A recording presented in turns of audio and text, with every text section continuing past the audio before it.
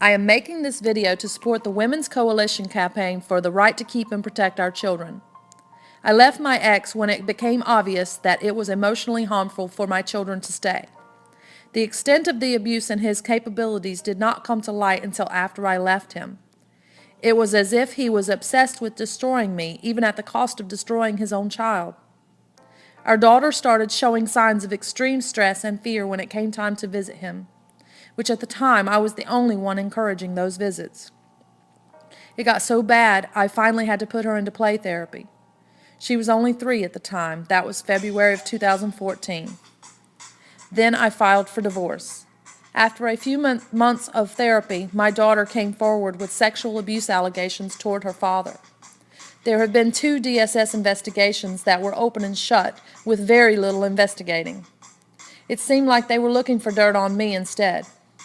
Although he has been proven of many crimes and I have been nothing but compliant, they always seem to excuse everything he does and threaten me with losing my child or possible jail time. As soon as my daughter's therapist agreed that based on what she had seen and heard from my daughter, that abuse had taken place, the guardian ad litem insisted that I switch her therapist to one she had recommended. I finally agreed to switch, thinking that she would see the truth if her friend told her. This is when the threats really started. I was even warned about not posting things dealing with sexual abuse on my Facebook page.